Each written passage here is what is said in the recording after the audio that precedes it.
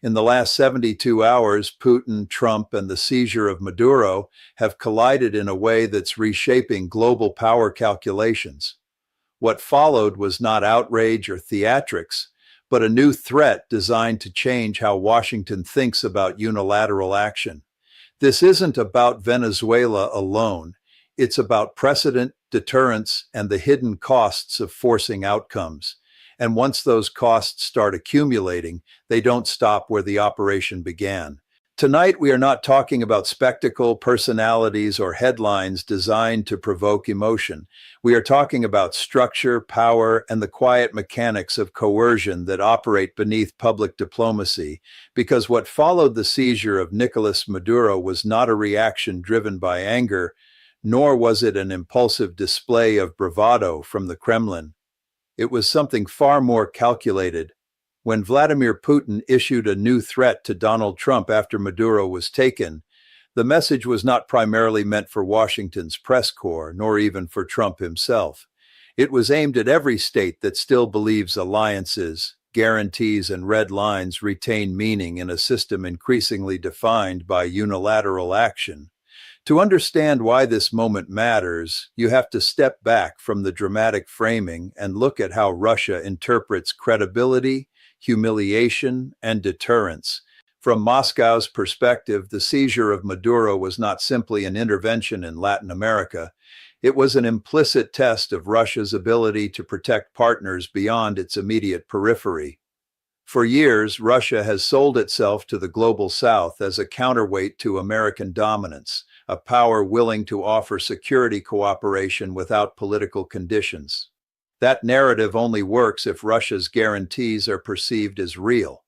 The moment Maduro was removed without resistance, that narrative came under direct threat. Putin's response, therefore, was not about Venezuela alone. It was about restoring the credibility of Russian power in the eyes of observers who matter far more than Washington's critics do. The threat issued to Trump was a signal that Russia would not allow this episode to become precedent. Precedent is what great powers fear most, because once an action is normalized, it becomes expectation. And expectation shapes behavior across the international system. What made this situation especially volatile was not the seizure itself, but the speed with which it unfolded and the silence that preceded it. In strategic studies, silence is rarely neutral. When a state that usually relies on rhetoric and signaling suddenly goes quiet, it often means that decisions have already been made and the window for prevention has closed. Russian intelligence services noticed this silence weeks before Maduro was taken. They observed reduced diplomatic messaging, the absence of public threats, and the narrowing of American communications into smaller, more insulated channels. To Moscow, this pattern suggested that Washington was no longer trying to coerce behavior through pressure, but was preparing to impose outcomes through action.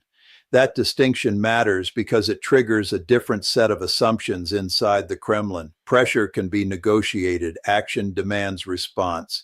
When the seizure occurred, Putin did not rush to speak immediately. That delay was deliberate. In Russian strategic culture, timing is part of the message. Speaking too quickly suggests loss of control. Speaking after internal alignment has been achieved signals authority. The threat that followed was framed not as retaliation, but as consequence. It was designed to tell Washington that the cost of unilateral action would not be paid in the same theater in which the action occurred. This is a crucial point that many commentators miss. Russia does not respond symmetrically, it responds systemically. If Venezuela is not a viable battlefield, Russia looks elsewhere. It looks for pressure points that impose strategic discomfort rather than tactical pain. That is what made the threat so unsettling to policymakers watching from Europe, Asia, and the Middle East. Putin was not threatening to reverse the seizure of Maduro. He was threatening to alter the broader environment in which American power operates. From Moscow's perspective, the United States had crossed from influence into enforcement. That shift collapses ambiguity and forces other powers to choose whether to accept American primacy or contest it. Russia's threat to Trump was therefore less about punishment and more about boundary setting.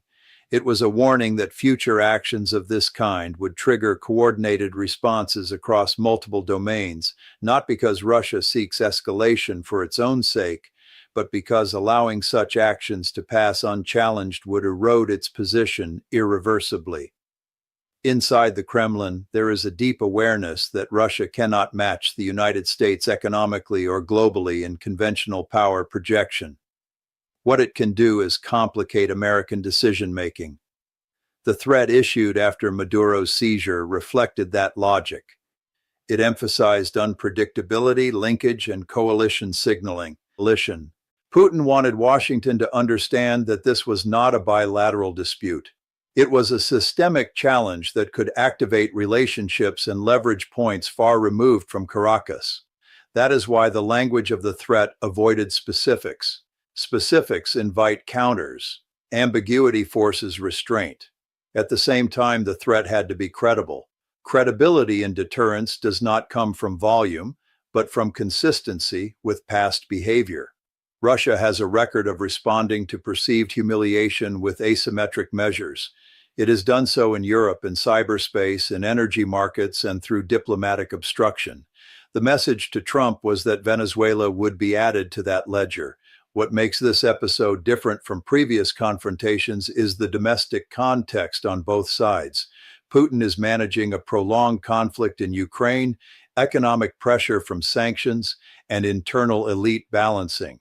Trump, for his part, operates within a fractured political environment where decisive action is often used to project strength outward and unity inward.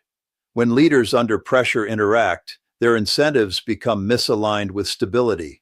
Each action is filtered through domestic credibility rather than international restraint. Putin's threat recognized this dynamic. It was framed in a way that allowed Trump to claim victory in Venezuela while warning that the victory would not remain cost-free. In deterrence theory, this is known as allowing face-saving exits while imposing delayed consequences. It is a sophisticated approach designed to avoid immediate escalation while preserving leverage. Observers in allied capitals understood this immediately. They did not hear a threat of war. They heard a declaration that the rules governing intervention were being renegotiated. That renegotiation is what truly unsettles the international system. For decades, American unilateral action was buffered by the assumption that rivals would protest but adapt. The seizure of Maduro challenged that assumption, and Putin's response made clear that adaptation was no longer guaranteed. The threat to Trump was therefore also a threat to predictability. If predictability erodes, so does deterrence stability. States begin to hedge, alliances become transactional, and crisis management becomes harder. This is why the reaction to Putin's statement extended beyond Washington. Governments that rely on American security guarantees began quietly reassessing the limits of those guarantees. If the United States is willing to act unilaterally against one sovereign leader, and if that action triggers systemic pushback rather than acquiescence, then the cost-benefit calculus of alignment shifts. Russia understands this. It has always played the long game of erosion rather than replacement. It does not need to defeat the United States outright. It needs to make American dominance more expensive to sustain. The threat issued after Maduro's seizure was a step in that direction. It signaled that interventions once considered low risk would now carry broader consequences. It reminded Washington that power projection is not just about capability, but about the reactions it provokes. And it warned that Russia, even under strain, retains the ability to shape those reactions in ways that complicate American objectives. As the night unfolded, analysts focused on what Putin said, but the more important question was what he did not say. He did not specify timelines. He did not outline demands. He did not propose negotiations. This omission was intentional. It placed the burden of uncertainty on Washington. When a rival refuses to define its response parameters, it forces restraint not through fear, but through calculation. Trump could not know where the response would emerge, only that it would. That uncertainty is the essence of deterrence by denial rather than deterrence by punishment. It does not stop action through threat alone. It constrains action by making outcomes unknowable. This is the strategic environment that followed the seizure of Maduro. It is an environment in which rules are no longer assumed, where silence signals intent, and where threats are less about immediate violence than about long-term structural consequences. Putin's new threat to Trump was not the beginning of this shift, but it was a clear marker of how far it has progressed. The world is entering a phase where unilateral actions no longer dissipate quietly into diplomatic noise. They accumulate, interact, and provoke responses that reshape the system itself. That is the context in which this crisis must be understood, and it is why what comes next will matter far beyond Venezuela, far beyond Washington, and far beyond Moscow. If you want to understand what happens next, you have to stop thinking in terms of retaliation and start thinking in terms of constraint. Great powers rarely seek revenge for its own sake. They seek to shape the future behavior of other states by altering the environment in which decisions are made. That is exactly what Russia began doing once it became clear that Maduro was no longer on Venezuelan soil. The immediate military signaling, the diplomatic outreach, and the carefully calibrated threat to Trump were not isolated acts. They were components of a broader effort to redefine the cost structure of American intervention. From Moscow's point of view, the seizure of Maduro exposed a dangerous asymmetry. The United States demonstrated that it could still execute precision operations far from home with minimal warning. Russia demonstrated in response that it could still disrupt, complicate, and escalate across domains that Washington does not fully control. Neither side was trying to win Venezuela. Both sides were trying to shape the next crisis. This distinction is critical. Analysts who focus on the tactical brilliance or legality of the operation miss the strategic implication. Once a leader is seized, the question is no longer whether the action was justified, but whether it can be repeated without triggering unacceptable consequences. Russia's objective is to ensure that the answer to that question becomes increasingly uncertain. That uncertainty forces hesitation, and hesitation is the enemy of unilateralism. The Kremlin understands that it cannot reverse the seizure without risking direct confrontation. What it can do is demonstrate that future operations will not remain compartmentalized. They will bleed outward into other arenas where American interests are exposed. Energy markets, arms transfers, cyber infrastructure, diplomatic processes, and regional flashpoints all become potential venues for response. This is what is meant by horizontal escalation. It does not increase intensity in one place. It increases breadth everywhere. Putin's threat to Trump was crafted to communicate precisely that logic. It avoided language about Venezuela itself and focused instead on norms, sovereignty, and consequences. That framing was not accidental. It was designed to resonate with states that are not ideologically aligned with Russia, but are deeply concerned about precedent. Many governments tolerate American dominance because it is predictable. When dominance becomes arbitrary, tolerance erodes. Russia is attempting to accelerate that erosion by presenting itself as the defender of a rule-based order, even as it violates that order elsewhere. This apparent contradiction does not weaken Russia's message. It strengthens it, because the audience is not Western capitals. It is the global South, the non-aligned states, and the middle powers that sit uncomfortably between Washington and Beijing. These states are not looking for moral purity. They are looking for leverage and protection against coercion. By framing the seizure of Maduro as a violation that could happen to any leader, Russia is tapping into a deep reservoir of elite anxiety. Leaders everywhere understand that sovereignty is fragile. They also understand that once a method is demonstrated, it can be reused. Putin's threat to Trump was therefore also a warning to those leaders. Russia sees you, and Russia will not allow this method to go uncontested. Whether that promise is fully credible is less important than the fact that it exists. Deterrence does not require certainty. It requires doubt. As the crisis unfolded, the United States found itself in a familiar but increasingly uncomfortable position.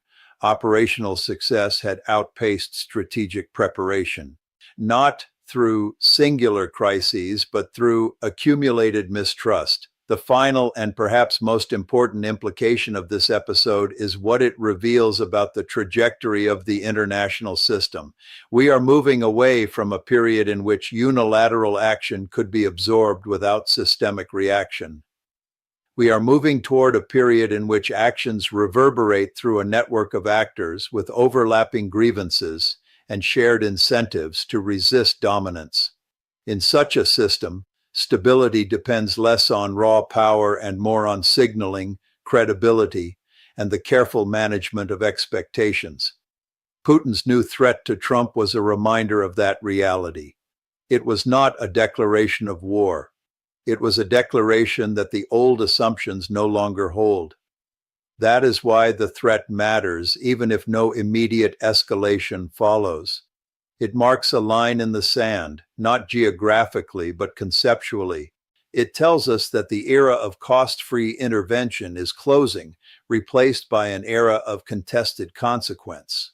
What comes next will depend on whether leaders internalize that shift or attempt to ignore it. Ignoring it may yield short-term gains, but it risks long-term instability. Acknowledging it requires accepting limits, which is never easy for a dominant power. As this story concludes, one thing is clear. The seizure of Maduro and Putin's response to it have altered the strategic conversation.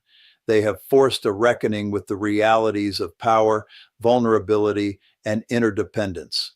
The threat issued to Trump was not about yesterday's action. It was about tomorrow's world. And in that world, the rules are being rewritten not by speeches alone, but by the cumulative weight of choices and the reactions they provoke. Whether that rewriting leads to a more restrained order or a more volatile one remains to be seen. But the direction of travel is unmistakable. Power is being contested more openly, precedent is being challenged more aggressively, and the space for unilateral action without response is narrowing. That is the enduring significance of this moment. It is not a crisis that will be resolved quickly. It is a signal that the international system is entering a new phase, one defined less by dominance and more by friction, less by certainty and more by consequence. That is the reality policymakers must now confront. And it is the reality that will shape global politics long after the headlines have moved on. This is John Mearsheimer, and thanks for watching.